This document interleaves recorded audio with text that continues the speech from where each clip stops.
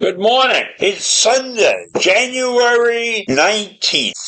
And here's the big question for the day. Is TikTok getting banned? For years, TikTok leadership tried to convince the United States that the popular social media app used by as many as 170 million Americans was not a threat to national security. It lost that by Tuesday night when the Senate passed the sell or ban TikTok bill with overwhelming bipartisan support. Now, tucked into the $95 billion foreign aid package, the legislation gives the Chinese parent company Bytedance up to a year to sell TikTok's U.S. operation or face a ban. And President Biden signed the bill into law on Wednesday. Now, it's not been released exactly what the U.S. intelligence official told senators about TikTok in the classified briefing that took place Wednesday before the vote. But whatever it was, it freaked out the lawmakers. And the senators of both parties who attended the meeting on Capitol Hill emerged convinced that the TikTok Chinese parent company posed a serious threat to American national security. And basically, the strong impression is that TikTok is a gun pointed at the American heads because of the threat of surveillance and propaganda in collecting data from 170 million or so Americans. And that's what one of the senators from Connecticut claimed.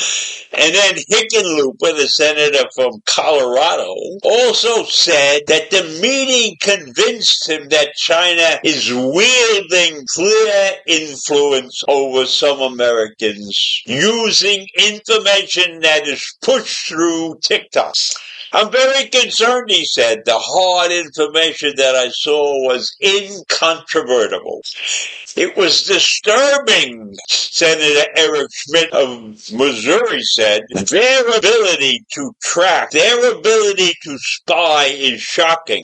I think we have to come to the realization that China is a brutal dictatorial regime that has concentration camps in their country, and they are hell-bent on world domination. So whatever information was told to these senators at this meeting, it scared the shit out of them. And multiple senators who were facing a deluge of calls from TikTok users urging them to vote against the de facto ban went so far as to say the information they viewed should be made public so that Americans can better understand the risks.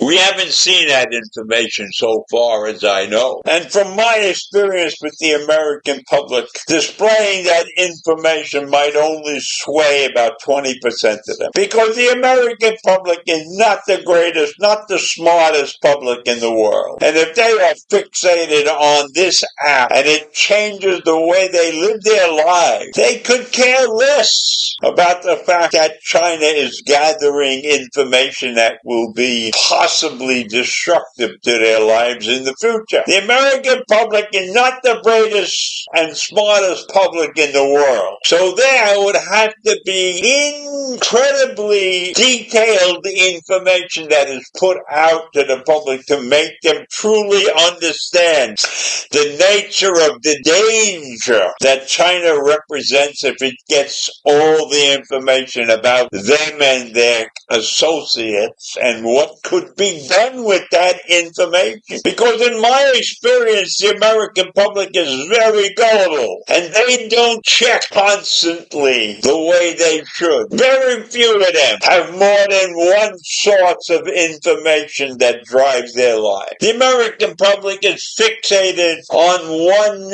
information provider.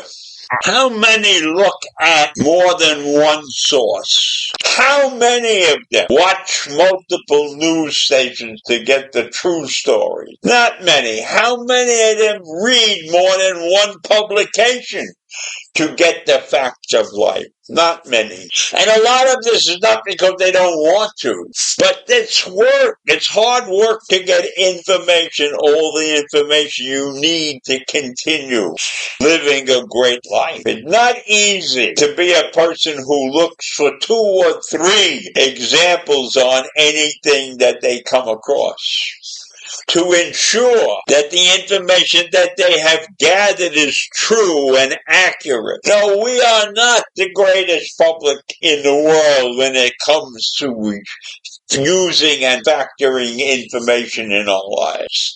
Too many of us are gullible and trusting, and that is not a situation you want to be in when you're dealing with a nation like China. And if China refuses to sell the app to an American company, then that shows that they had probably reasons to keep that app. And that app was like an encyclopedia to them, gathering information about the likes and the dislikes of the American people. So I leave you with that this morning. A terrible situation that must be resolved, and I am all in favor of the U.S. taking over TikTok. It's a matter of national security. Have a great day. Bye.